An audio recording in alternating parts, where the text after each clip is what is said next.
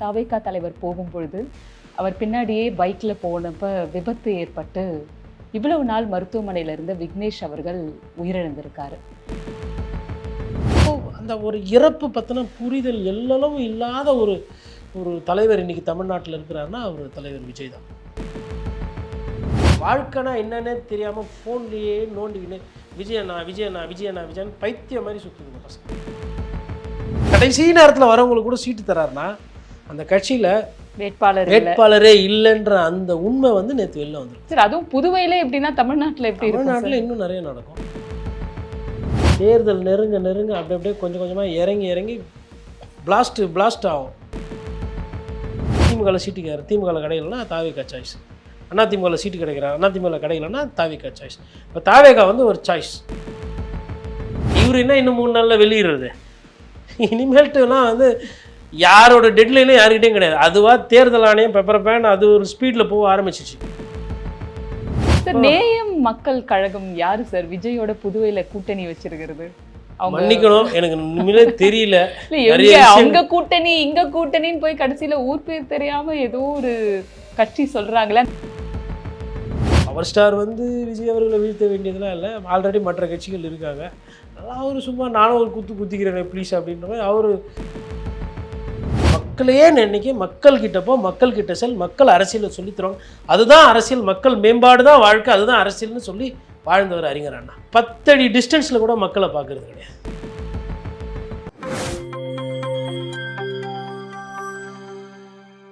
நியூஸ்பிக்ஸ் India நேயர்களுக்கு வணக்கம். Koteeswaran sir வணக்கம். வணக்கம். நேயர்களுக்கு அன்பு வணக்கம். சார், மார்ச் 4ஆம் தேதி தஞ்சாவூரில் நிர்வாகிகள் கூட்டம் முடிச்சு தாவேகா தலைவர் போகும்பொழுது அவர் பின்னாடியே பைக்கில் போனப்ப விபத்து ஏற்பட்டு இவ்வளவு நாள் மருத்துவமனையில் இருந்த விக்னேஷ் அவர்கள் உயிரிழந்திருக்காரு. இந்த நிகழ்வில் இருந்து தாவேகா தொண்டர்களுக்கு என்ன பாடம் இருக்குது சார்? அவங்க இதை எப்படி புரிஞ்சுக்கணும்? அவங்க புரிஞ்சுக்க மாட்டாங்க, புரிஞ்சுக்கிற மாதிரி தெரியல. ஏன் அப்படின்னா அது வந்து ஒரு மன வலியோட வேதனையோட பதிவு செய்ய வேண்டியதாக இருக்குது. ஃபஸ்ட்டு தலைவருக்கு புரியணும். தலைவருக்கு புரிஞ்சால் தான் தொண்டர்களுக்கு புரியும். புரியாத ஒரு தலைவர், மக்கள் பிரச்சனை தெரியாத ஒரு தலைவர், அந்த மாதிரி வண்டியில் வந்து மோசமாக கட்டடிச்சிட்டு வர்றது, 3 பேர் வர்றது, ட்ரிபிள்ஸ் வர்றது எவ்வளோ ஆபத்து அப்படின்னா தொடர்ந்து நடக்கும். அந்த விக்னேஷோட அப்பா வந்து பால் வியாபாரம் செய்கிறவர். இப்போ தான் சமீபத்தில் அவங்க மனைவி வந்து மருத்துவமனையிலேருந்து நிறைய கடனாளி ஆகி மருத்துவத்துக்கு செலவு பண்ண முடியாமல் ஓஞ்சி போய் கஷ்டப்பட்டு பையனாச்சே விட்டுற முடியாதுல்ல, நான் தான் பார்த்தாகணும்னு சொல்லிட்டுலாம் பண்ணார். சார், தாவேகாலேருந்து எந்த உதவியும் போகலையா அவங்களுக்கு? எனக்கு தெரிஞ்சு இல்லை. அப்படி இருந்திருந்தால் மேபி சொல்லியிருப்பாங்க. அவருமே வந்து இவங்களெல்லாம் நம்பி போனால் என்னங்க இதெல்லாம் ஒரு கட்சியாங்கன்ற மாதிரி தான் அந்த நிலைப்பாடில் தான் அவருமே பேசினார். பட் என்னென்னா 19 வயசு சாவர வயசு கிடையாதுல்ல, அதுதானே அங்கே வைத்தறிச்சலாக இருக்குது. படிக்கிற பையன் கல்லூரி மாணவர், படிச்சுட்டு அந்த தாய் தகப்பனாருக்கு வந்து குடும்பத்துக்கு இவன் காப்பாற்றுவான், நம்ம வயசான காலத்தில் நமக்கு எதுவும் பண்ணலைன்னா பரவாயில்ல, நம்ம பிள்ளை நல்லா இருக்கணுன்றது தான் ஒவ்வொரு அப்பா அம்மாவும் யோசிப்பாங்க. அந்த சாதாரண ஒரு எதிர்பார்ப்பு கூட வந்து இன்றைக்கி இல்லாமல் போயிடுச்சு. அப்போ உடனே எல்லாம் கேள்வி வைப்பாங்க, அதிமுக கூட்டத்தில் இறக்குறது இல்லையா, திமுக கூட்டத்தில் இருக்கா, இந்த மாதிரி அல்பாயுசாக யாரும் இறக்குறது இல்லை. இதே திருச்சியில் திமுகவோட மாநாடு நடந்துச்சு. 2 பேர் மயக்கடிச்சு விழுந்தாங்க. ஒருத்தர் வந்து நெஞ்சு வலி எங்கே இருந்தாலும் வரும், படுக்கையில் படுத்து தூங்கும்போது கூட நெஞ்சு வலி வரும். இன்னொரு வயது மூப்பு, மயக்கம் அடைஞ்சு வயது மூப்பின் காரணமாக மறந்துட்டார். அதாவது ஒரு அன்நேச்சுரல் டெத் இல்லை, போகிற உயிர் எப்படியா இருந்தாலும் போங்க, அது வேறு விஷயங்க. அது வந்து அல்ப ஆயுசாவோ விபத்துலேயோ அநாகரிகமாகவோ போகக்கூடாதுன்றது தான் ஒரு மனித இயல்பு. அதான் மனிதாபிமானத்துக்கு சொந்தக்காரங்க. இப்போது எல்லாருமே ஒரு காலத்தில் சாவு போகிறாங்கன்றதுனால ஒரு டெத்தை அப்படி பார்க்க முடியாது. அப்போது அந்த ஒரு இறப்பு பற்றின புரிதல் எல்லளவும் இல்லாத ஒரு தலைவர் இன்றைக்கி தமிழ்நாட்டில் இருக்கிறாருன்னா அவர் தலைவர் விஜய் தான். ஏன்னா அந்த மாணவனை பற்றி அப்பா அம்மா கிட்ட பேசியிருக்கலாம், ஃபோன் பேசியிருக்கலாம், இல்லை ஏதோ உதவி செஞ்சுருக்கலாம், அதை வந்து வெளிப்படையாக சொல்லியிருக்கலாம், இல்லை மேபி மறைமுகமாக பண்ணாரா எனக்கு தெரியாது. ஆனால் அந்த ஒரு மர்மம் இருக்குது. சாதாரணவங்களுக்கு அவர் அவைலபிளாக இல்லை. விஜய் அண்ணாவை பார்க்க வந்தவங்க அடிபட்டு ஆஸ்பத்திரியில் கோமா போய் சில நாட்கள் மருத்துவமனையில் இருந்து செத்ததுக்கு பிறகும் அனுதாபம் தெரிவிக்காதவோ இல்லை அந்த குடும்பத்தோட வலி வேதனையில் பங்கு பெறாத ஒரு தலைவர் ஒருத்தர் தமிழ்நாட்டில் இருக்கிறாருன்னா தாவேகா தலைவர் விஜய். இவ்வளோ பேசியும் ஒரு சிலருக்கு புரியாது, நிறைய பேருக்கு புரியாது. ஆனால் எங்கேயோ அப்பா அம்மா இதெல்லாம் பார்க்கும்போது பா எங்கேப்பா போகிறேன் நான் விஜய் நான் வரேன், காது பிஞ்சிரும்னு வாங்க வீட்டில். இதுக்கு இந்த செய்தியெல்லாம் பெருசாக போகும்போது நீ எனக்கு பூல ஃபஸ்ட்டு, அப்புறம் தான் உங்கள் விஜய் அண்ணாவுக்கு போய் இந்த வண்டியில் பின்னாடி போகிறது, முறுக்கின்னு போகிறது, டிரான்ஸ்ஃபார்மர் மேலே ஏறுறது, மரத்தில் தாவுறது, அதெல்லாம் அப்புறம் பண்ணிக்கோ, ஃபஸ்ட்டு வீட்டுக்கு நல்ல புள்ளியாயிரு அப்படின்னு அப்பா அம்மா இனிமேல் பொசிஷன் எடுப்பாங்க. அதை தாண்டி வந்து இதில் என்ன ரொம்ப முக்கியமாக பார்க்க வந்தால் பாடமே எடுத்துக்கிறது இல்லை. அப்போவே அன்றைக்கி என்ன பண்ணிடணும், காவல்துறையை கூப்பிட்டு இந்த மாதிரி ட்ரிபிள்ஸு ஹெல்மெட்டு போடாமல் ராங் ரூட்டில் ஏறி வந்தானே நீங்கள் தயவுசெய்து நடவடிக்கை எடுங்க. நடவடிக்கைன்னா என்ன, பிடிச்சிட்டு ஒரு 2 மணி நேரம் வண்டியை வச்சுட்டு ஒரு லெட்டர் எழுதி கொடுத்துட்டு வீட்டிலேருந்து கூட்டணுவா, லெட்ரு அண்டர்டேக்கிங் எழுதி கொடுத்து வண்டி எடுத்துன்னு போ. சின்ன பசங்க அவங்களுக்கு வந்து 1000 ரூபா ஃபைனு 2000 ரூபா ஃபைன் போட்டால் ஃபைனை கட்டு போயிடுவாங்க, கஷ்டம் தெரியாது. கூப்பிட்டு இந்த மாதிரி உங்கள் பையன் இந்த மாதிரி பண்ணுறாப்புல, இது பண்ணக்கூடாது, உயிர் போச்சுன்னா யார், இல்லை அந்த பசங்களை என்ன பண்ணுங்க அப்படியே தூக்கின்னு போயிட்டு இந்த மார்ச்சுவரி ஆக்சிடெண்ட் வார்டுலாம் இருக்கு இல்லையா, கால் போயிருக்கோம் இல்லை உயிர் போயிருக்கோம், விபத்தில் எப்படி செத்தாங்க, அந்த குடும்பம் எப்படி அழுகுது, அதை காட்டுங்க. வாழ்க்கைனா என்னன்னே தெரியாமல் ஃபோன்லேயே நோண்டிக்கின்னு விஜயண்ணா விஜயண்ணா விஜயண்ணா விஜயன் பைத்தியம் மாதிரி சுற்றுதுங்க பசங்க. வாழ்க்கையை கொஞ்சம் காட்டினா, யதார்த்தத்தை காட்டினா பசங்க பொழிச்சுக்கோ, தப்பு நடக்காது. அவங்க விஜயண்ணாக்கே ஓட்டு போட்டோம், தாவேக்காலே இருக்கட்டும், அட்லீஸ்ட் தொண்டர்களையாச்சும் சரி செய்யணும், தலைவரை சரி செய்ய முடியாது, அவர் வேற ஒரு மன உலகத்தில் இருக்கிறார். தேர்தல் நேரத்தில் இந்த நேரத்தில் இன்னும் தொகுதி பிரச்சாரமே ஆரம்பிக்கல, அதுதான் அவரோட நிலைப்பாடு.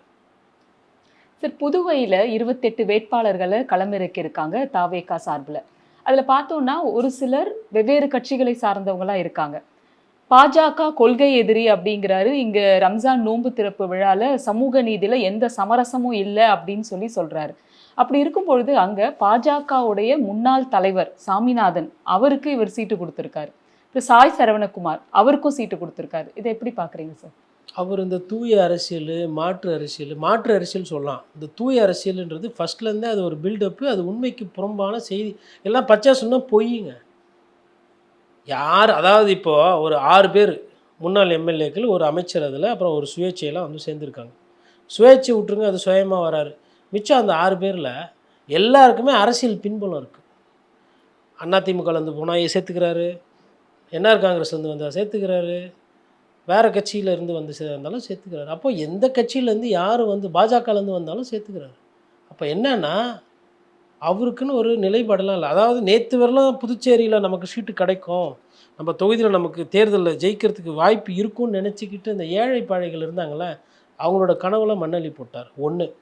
ஆனால் நான் என்ன நினைக்கிறேன்னா, அந்த ஏழை பாழைகளுக்கு இது நல்லது. இவங்க விஜய் அண்ணாவை பேச்சை கேட்டு இல்லை விஜய் அண்ணா சீட்டு கொடுத்து அவங்க போய் நின்றுந்தாங்கன்னா கடன்காரனாக இருப்பாங்க. சில்வர் லைனிங் அதான். இப்போ பணக்கார யாரோ, செல்வாக்கு, விமர்சனத்துக்கு ஆளானவங்க, அரசியல் குற்றச்சாட்டுக்கு ஆளானவங்க, இல்லை சொந்த கட்சியில் சீட்டு கிடைக்காதவங்க வந்து நிற்கிறாங்க. அவங்களால தோல்வியையோ வெற்றியையோ தாங்கிக்க முடியும், உங்களால் தாங்கிக்க முடியாது.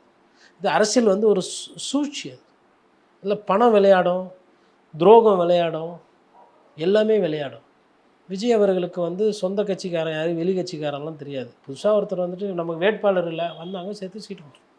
அப்போ இந்த நிலைப்பாடை வந்து அவர் ஃபஸ்ட்டே எடுத்துருக்கலாம். அப்போ கடைசி நேரத்தில் வரவங்களுக்கு கூட சீட்டு தராருன்னா அந்த கட்சியில் வேட்பாளரே இல்லைன்ற அந்த உண்மை வந்து நேற்று வெளில வந்துருக்கு. சரி, அதுவும் புதுவையில் எப்படின்னா தமிழ்நாட்டில் எப்படி? தமிழ்நாட்டில் இன்னும் நிறைய நடக்கும்.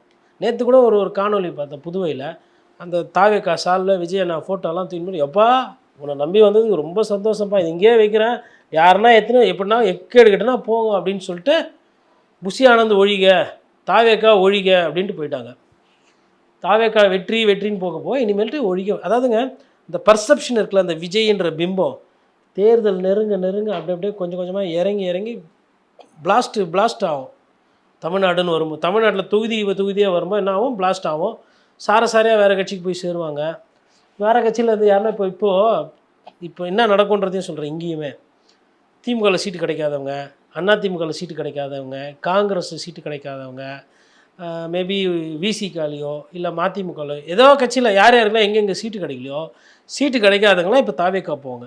இவரும் முன்னாள் எம்எல்ஏ வாங்க ப்ளீஸ், முன்னாள் அமைச்சர் ப்ளீஸ் வாங்க, யாரெல்லாம் வராங்களோ எல்லாரும் சேர்த்துக்குவார். இவருக்குன்னு சொந்தமாக எதுவும் கிடையாது, கெப்பாசிட்டி கிடையாது. இவர் நல்ல அரசியல் ஆளுமைனா என்ன பண்ணிடணும், முன்கூட்டியே ஐடென்டிஃபை பண்ணி இந்த நேரம் தேர்தல் வந்து வேட்பாளர் பட்டியல் வெளியிட்டிருக்கணும். அவர் ஏன் காலதாமதம் பண்ணுறாருன்னா, ஒரு சிலர் வந்து கேட்டாந்தி வால் மாதிரி இருப்பாங்க.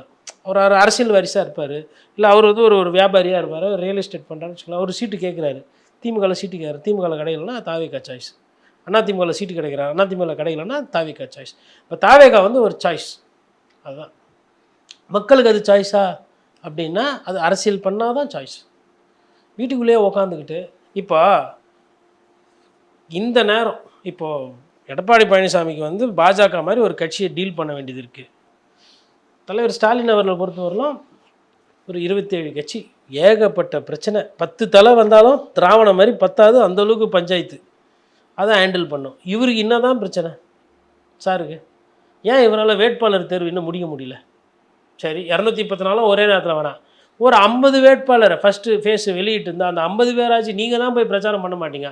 50 பேருக்கு அறிவிச்சிட்டு அப்பா கூப்பிட்டு இருந்தாப்பா தலைவர் கட் அவுட் எடுத்துன்னு போ, நீயும் வந்து ஒரு ஃபோட்டோ ஒன்று செல்ஃபி புள்ள மாதிரி ஒட்டிக்கோ, ஓகே இந்த கலர் போட்டுக்கோ, நீ இந்த கலர் போட்டுக்கோ, நீ இந்த கலர் போட்டுக்கோ, எல்லோரும் போட்டுக்கோ, 50 பேர் வாங்க. தலைவர் வந்து 2 மினிட்ஸ் கொடுப்பாரு ஒருத்தருக்கு, ஃபோட்டோ எடுத்துக்கிறதுக்கு 1.5 நிமிஷம், 30 செகண்ட் வந்து ஏதோ நல்லா இருக்கீங்களா, சாப்பிட்டீங்களாண்ணா, டிஃபன் சாப்பிட்டீங்களாண்ணா, நல்லா இருக்கீங்களாண்ணா. ஏன்னா மனசு கஷ்டத்தில் இருக்கிறார் தலைவர், நிறைய பிரச்சனை, நிறைய அழுத்தம்லாம் இருக்குது அவருக்கு. சிறை போய் 10 வருஷம் இருந்துட்டு வந்திருக்கிறார் தலைவர். இப்போ தலைவருக்கு நீங்கள் என்ன பண்ண, ஒரு தொண்டராக வந்து இல்லை ஒரு வேட்பாளராக தலைவருக்கு நீங்கள் தெம்பு விடணும். தலைவருக்கு நீங்கள் ஹார்லிக்ஸு, பூஸ்ட்டு, காம்ப்ளான்லாம் கொடுத்து தலைவரை வந்து சோகத்தை வந்து போக்கணும். அப்படியெல்லாம் பண்ணி அப்புறம் வெற்றி பெற்று தலைவரை நீங்கள் தூக்குனீங்கன்னா தலைவர் போய் முதலமைச்சராக பதவி ஏற்றுப்பார். நீங்கள் தலைவர் நம்மளை உற்சாகப்படுத்தணும், தலைவர் நமக்கு பணம் காசு செலவு பண்ணணும், தலைவர் நமக்கு உழைப்பு கொடுக்கணும்னா அது தப்பு. அது இந்த கட்சியில் இல்லை. ஃபஸ்ட்டு அப்போ இதுக்கு ஃபஸ்ட்டு அந்த இது பண்ண அப்போ அந்த 50 வேட்பாளர்னா அறிமுகப்படுத்தி ஏதோ ஒன்று பண்ணிடணும். அது பண்ண போகிறது கிடையாது. பண்ணுவார் இன்னும் 2-3 நாளில். இவர் என்ன இன்னும் 3 நாளில் வெளியிடுறது? இனிமேல்ட்டுலாம் வந்து யாரோட டெட்லைனும் யாருக்கிட்டையும் கிடையாது. அதுவாக தேர்தல் ஆணையம் பெப்பர் பேன் அது ஒரு ஸ்பீடில் போக ஆரம்பிச்சிச்சு. இனிமேல்ட்டு வந்து இந்த இழுபறிலாம் இல்லை, ஒன்று இழு இல்லை பறி, முடிஞ்சிடும். இனிமேல்ட்டு வேட்பாளர் பட்டியலில் இன்னும் ஒரு 3 நாளில் எல்லா கட்சியிலுமே வந்துடும். அப்போ விஜய் அவர்கள் வந்து இந்த டெட்லைனில் என்னது அவங்க ரிலீஸ் பண்ணிட்டாங்களா? இன்னும் தேர்தல் அறிக்கையை ரிலீஸ் பண்ணலங்க. கூட்டணிக்கு யாரும் வரல. கூட்டணி பிரச்சனையோ இழுபறியோ இல்லை டெல்லி போய் அரசியல் பேசணும் இல்லை உள்ளூரில் வந்து மாவட்ட செயலாளர் கூட்டம் பண்ணணும், எந்த பிரச்சனையுமே இல்லை. அவ்வளோ இருந்தும் இப்போ ஜேசிடி பிரபாகர் போனார், ஐயா செங்கோட்டையன் போனார், மூத்தவங்கெல்லாம் போனாங்க, கூப்பா கிருஷ்ணன் போனார். அவங்க பேரெல்லாம் போட்டு அனுப்பிச்சு இது மாதிரி வேட்பாளர் பட்டியல் வெளியிடலாம்ல. சரி இல்லை அதெல்லாம் கூட வேணாம், நீங்கள் எங்கே நிற்க போகிறீங்கன்னு உங்களுக்கு தெரியும். விஜய், ஆதவ், புஷி ஆனந்த், நிர்மல்குமார், ராஜ்மோகன், இது மாதிரி ஒரு 20 பேர் முக்கியமானவங்களுக்கு தெரியல. முதல் பட்டியல்னு அதையாச்சும் போடுங்களேன், செய்தியாச்சும் கொஞ்சம் உங்களை பார்த்து. அதாவது அவதூறு செய்தினா நிறைய பரப்புறீங்க. அவர்கள் கூப்பிட்டார்கள், இவர்கள் கூப்பிட்டார்கள், அவர்கள் எங்களை எதிர்பார்க்கிறார்கள், துணை முதல்வர் தருகிறார்கள், முதல்வரே தருகிறார்கள், ஜனாதிபதியை தருகிறார்கள், சீஃப் மினிஸ்டர் ஆஃப் இந்தியா ஆக்கிக்கிறார்கள். இந்த மாதிரி செய்தியெல்லாம் பரப்பி விடுறீங்க. நல்ல செய்தி, வேட்பாளர், தேர்தல் அறிக்கை, உண்மை செய்திகள். ஆமாம் தேர்தல் அறிக்கை வெளியிட்டிருக்காங்க, பாதி விஷயம் சொன்னார், அதுக்கே விளக்கம் கிடையாது. நல்ல ராசி, என்றைக்கு சிலிண்டர் சொன்னாரோ அன்னிலேருந்து சிலிண்டரு இல்லை நாட்டில். நல்ல அருமையான அது என்ன அது வாஸ்து சொல்லுவாங்களா, அதுக்கு பேர் வாஸ்துவோ இல்லை இதுவோ, அது நல்லா ரொம்ப பிரமாதம். சார் நேயம் மக்கள் கழகம் யாரு சார் விஜயோட புதுவையில் கூட்டணி வச்சிருக்கிறது? மன்னிக்கணும், எனக்கு உண்மையிலே தெரியல. அவங்க கூட்டணி இங்க கூட்டணின்னு போய் கடைசியில ஊர் பேர் தெரியாம ஏதோ ஒரு கட்சி சொல்றாங்களே, அந்த பின்புலம் உங்களுக்கு தெரியல? எனக்கு தெரியல. எனக்கு வந்து பாண்டிச்சேரியை பொறுத்தவரை எனக்கு ஓரளவுக்கு கொஞ்சம் தான் தெரியும். எனக்கு தெரிஞ்ச அந்த கொஞ்சம் அரசியலில் அவங்க வரலை. இப்படி எனக்கு தெரியாத ஒரு விஷயம் விஜய் எனக்கு தெரிஞ்சிருக்கு. எல்லாமே எனக்கு தெரியணும்னு இல்லைல்ல, என்னை மீறி அவுட் ஸ்மார்ட் பண்ண ஒரு விஷயம் அப்படின்னா அங்கே பாண்டிச்சேரியில் வச்ச கூட்டணி தான் தெரிஞ்சிருக்கு. எனக்கு தெரியாத ஒரு விஷயம் விஜய் சாருக்கு தெரிஞ்சிருக்கு. ஸ்மார்ட் மூவ், மிகப்பெரிய பிரம்மாண்ட கூட்டணின்னு அங்கே பேசிக்கிறாங்களாம். வாழ்த்துக்கள் சார். விஜய் அவர்கள் வந்து டிவிகே வெர்சஸ் டிஎம்கே அப்படின்னாரு. ஆனால் இப்போ வந்து நம்ம பவர் ஸ்டார் வந்து டிவிகே வெர்சஸ் ஏவிகே தான் போட்டி அப்படிங்கிறாரு. அண்ணா வளர்ச்சி கழகம் அப்படின்னு ஒரு கட்சியை வந்து அவர் உருவாக்கி அதன் மூலயமா நான் வந்து விஜய்க்கு போட்டியாக நிற்கிறேன் அப்படின்னு அறிவிச்சிருக்காரு. காமெடி யார் வேணால் பண்ணலாம், நீங்கள் தான் ஒருத்தர் தான் காமெடி பண்ணலாம் கிடையாது. இப்போ இவர் வந்து நான் தான் மாற்று, இந்த தேர்தலில் திமுகவையும் வீழ்த்தி விடுவேன், அண்ணா திமுகவையும் வீழ்த்தி விடுவேன், நான் தான் மாற்று, நான் தான் முதலமைச்சர். இவர் ஒரு serious standup political comedy, dark comedy, ரைட்டா? அப்படி தான் அவர் நெல்சன் பாஷையில் சொன்னால் டார்க் பொலிட்டிக்கல் காமெடி. அது அவர் பண்ணும்போது அவர் ஆல்ரெடி காமெடியன் தான். யார்? Power star. அவர் பண்ண மாட்டாரா? அவர் பண்ணுறாரு. அதோடு அதுக்கு மேலே என்ன சொல்கிறதுன்னு தெரியல. ஆனால் இந்த தேர்தலில் வரமாட்டாரா அவரும்? அடுத்த தேர்தலில் தான், கட்சி பேரே ஆரம்பிக்கலையா. ஏதோ காமெடி பண்ணிட்டு இருக்காங்க பாவம். பட் அவ்வளோ மோசமாக விஜயோட நிலைமை இல்லைன்றது என்னோட புரிதல். வாக்கு வாங்குவார். பவர் ஸ்டார் வந்து விஜய் அவர்களை வீழ்த்த வேண்டியதெல்லாம் இல்லை. ஆல்ரெடி மற்ற கட்சிகள் இருக்காங்க. அதெல்லாம் அவர் சும்மா நானும் ஒரு குத்து குத்திக்கிறேன் ப்ளீஸ் அப்படின்ற மாதிரி அவர் ஒரு ஊடக வெளிச்சது. ஏன்னா ஊடக வெளிச்சம் எல்லாருக்குமே தேவைப்படுது. அதனால் பவர் ஸ்டாரை மறந்துடாதீங்க நானும் இருக்கேன் அப்படின்ற மாதிரி அவரும் ஒரு 4 பைட்டு எல்லாருக்கும் கொடுத்துட்டு போயிரு. வாழ்த்துக்கள் அவருக்கும். ஜனநாயக நாட்டில் எல்லாருக்குமே அரசியல் வரலாம், தப்பு இல்லை. சரி, இப்போ விஜய் அவர்களுடைய பாப்புலாரிட்டி கொஞ்சம் குறைஞ்சிருக்கு அப்படின்ற மாதிரி பேச்சுக்கள் வருது. இப்போ சர்வே எல்லாம் பார்த்தீங்கன்னா ரொம்ப டிப்பா இருக்கு. ரூரல் ஏரியால பெருசா அவருக்கு பாப்புலாரிட்டியே இல்லை, 4-4.5% தான் வரும்ன்ற மாதிரி பேச்சுக்கள் அடிப்படை தொடங்கியிருக்கு. இது எப்படி பார்க்குறீங்க சார்? இல்லைங்க, இது வந்து முதல்ல இருந்து நான் இதை பேசிக்கிட்டு இருக்கேன். இப்போ அந்த சர்வேலாம் அப்படி வருதுன்றதுனால வந்து எனக்கு சாதகமாக அது இருக்குன்றதுனால நான் அது பெருசாக அங்கீகரிக்க விரும்பலை. என்னென்னா யதார்த்தத்தை பார்க்கணும். யதார்த்தமாக வந்து இவர் கிராமங்களில் போய் என்னென்னா இந்த நேரம் போய் கிராமங்களில் உட்காந்து பேசி கீசி மக்கள் கூட பழகி இருக்கணும். இல்லை அவங்களோட வேட்பாளர்களை அறிமுகப்படுத்திட்டு ஒரு ஊருக்கு போயிட்டு வேட்பாளர் அறிவித்து அந்த வேட்பாளர் கிராமமாக வீடு வீடாக போய் அறிமுகப்படுத்தி பேசி கீசி மக்கள் பிரச்சனையை பேசணும். திமுக என்னெல்லாம் தப்பு பண்ணியிருக்கு, அதிமுக என்னெல்லாம் கடந்த காலத்தில் தப்பு பண்ணியிருக்கு அப்படின்னு சொன்னால் அந்த கிராஃப் ஏறுது. இவர் அதெல்லாம் எதுவுமே பண்ணுறது இல்லையே. ஒன்று. இரண்டாவது, இவரை நம்பி யாருன்னா வருவாங்க, இவர் தலைமையில் ஒரு கூட்டணி அமையும், இவரை முதலமைச்சராக ஏற்றுக்குவாங்க அப்படின்னு கட்டமைக்கப்பட்ட அந்த பிரச்சாரம்லாம் உடையுது.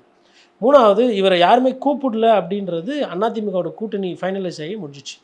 அதாவது செய்திகள் வரும், அவங்க கூப்பிட்டாங்க இவங்க கூப்பிட்டாங்க, ஆனால் ரிசல்ட் எங்கேருந்து வருதுன்னா அவை சண்முக சாலையிலேருந்து இல்லை இல்லை இல்லை இல்லவே இல்லை அப்படின்னு முடிச்சாச்சு. அதுக்கு அடுத்தது ரொம்ப முக்கியமானது என்னென்னா, அவர் எடுக்கக்கூடிய அரசியல் நிலைப்பாடுகளில் ஒரு சில பிரச்சனைகள். ஒரு ஒரு ஒரு ஒரு மக்கள் பிரச்சனையை எடுத்து அதை தொடர்ந்து பேசி வலியுறுத்தி அதோட பயணம் பண்ணுறது கிடையாது.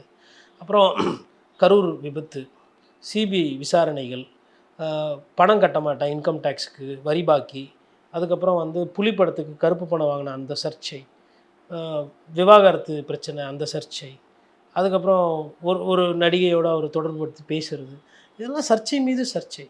விபத்துலால் உயிரிழப்பு, சின்ன சின்ன பசங்களாம் இறக்குறாங்க, அது மீது ஒரு அக்கறையோ இல்லை அதற்கு வந்து இப்போது விக்னேஷ் இறந்த உடனே ஒரு காணொளி போட்டு எனக்கு வந்து ஆல்ரெடி நான் நிறைய கஷ்டத்தில் இருக்கிறேன், விக்னேஷ் வந்து என்னோட தம்பி என்னை பார்க்க வந்து இறந்துட்டான்னு நினைக்கும் போது எனக்கு உண்மையிலே வருத்தம், 2 கையோடு தயவு செய்து பார்க்க வரும்போது பாதுகாப்பாக வாங்க, என்னோடய விளம்பரத்துக்கு முன்னாடி என்னோடய முகத்துக்கு முன்னாடி என்னோடய பப்ளிசிட்டிக்கு முன்னாடி இதெல்லாம் விட உங்கள் உயிர் ரொம்ப முக்கியம், உங்கள் உயிரோடு பார்க்கும்போது இது ஒன்றுமே கிடையாது. எம்ஜிஆர் அவர்கள் வந்து காரில் போய் ஒரு இடத்துல நிற்கும்போது நான் இன்னொரு காணொலியில் கூட இது சொல்லியிருந்தேன். அப்போ வந்து ரயில்வே ஸ்டேஷனில் நிற்கும்போது ஜனங்கள்லாம் எம்ஜிஆர் காருன்னு சொல்லிட்டு திடீர்னு எல்லாம் ஓடி வராங்களாம். வந்தபோது என்ன எப்படி இருக்கீங்க, நல்லா இருக்கீங்களான்னு கேட்குறாரு எம்ஜிஆர். அவங்களாம் வந்து நீங்கள் நல்லா இருந்தால் நாங்கள் நல்லா இருப்போம்னோடனே அப்புறம் ரயில்வே ட்ராக்கு தாண்டுறாரு. போகும்போது கண் ஒரு மாதிரி கலங்குது. என்னங்க என்ன ஆச்சுன்னா எமோஷ்னலாக ஆகக்கூடிய தன்மை படைத்தவர் அடிக்கடி. இல்லை நான் நல்லா இருந்தால் அவங்க நல்லா இருப்பான்னு நினைக்கிறான், அவங்க நான் என்ன பண்ணுறது, ஏன்னா நல்லா எப்படி வச்சுக்கிறது அவங்கள, அவங்க யாரும் வந்து முதலமைச்சர் வாழ்க சொல்ல எம்ஜிஆர்னு நினைக்கிறாங்க. அப்போ அவங்க வந்து நான் நல்லா இருந்தால் அவங்க நல்லா இருப்பான்னு நினைக்கிறாங்களா, அவங்களுக்கு என்ன கைமாறு செய்ய போகிறேன் அப்படின்னு ஒவ்வொரு நாளும் மக்களை பற்றின சிந்தனை புரிதல் இருந்தது. இந்த மாதிரி விபத்தில் இறந்தாங்க இல்லை இந்த மாதிரி ஒரு தொண்டர்களுக்கு பிரச்சனைலாம் தான் உடம்பு பூரா வைப்ரேஷனில் ஆடும். அவருக்கு எதனா செய்யணும் அந்த குடும்பத்துக்கு. இப்படி ஒன்று நடந்தும் கண்டுக்காத ஒரு பிறவி, அதிசய பிறவி ஒருத்தர் இருக்காருன்னா அது ஐயா விஜய் தான். 42 பேர் கூட உடனே அவருக்கு பதைக்கலை, அவங்க வீட்டுக்கு போய் பார்க்கணுன்றது தோணலை, கூப்பிட்டு இங்கே தனியார் விடுதியில் உட்கார வச்சு ரூமாக போய் பார்த்தாராம். வெக்கமாக இல்லை இது மாதிரி இதுக்கு முன்னாடி எங்கன்னா நடந்திருக்கா? ஒரு இயற்கை ரீதியாக ஒரு மரணம் நடக்கிற இடத்துலையே போய் பார்ப்பாங்க. இது செயற்கையாக ஒரு பிரச்சனை, அவ்வளோ பெரிய பஞ்சாயத்து.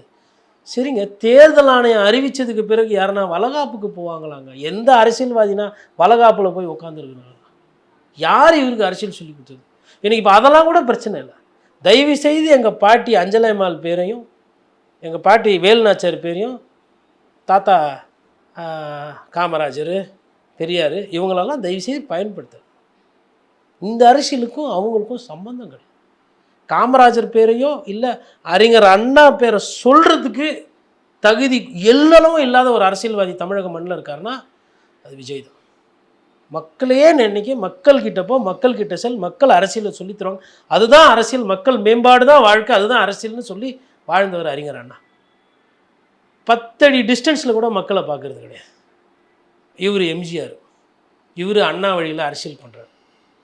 ஆனவனா 67 77க்கு போயிடுறது, 2026 வீட்டில் இருக்கிறது. அப்புறம் ஆதவ் சொன்னார், தேர்தல் ஆணையம் கண்டி அறிவிக்கிட்டோம். அன்றைக்கி பாரு, எங்கள் அண்ணனை பாரு, பிரச்சாரத்தை பாரு, வியூகத்தை பாரு, திருமண கூட்டத்தை பாரு, தொகுதி பங்கீடப்பாரு, வேட்பாளரை பாரு, ஒன்றுமே ஆகலை.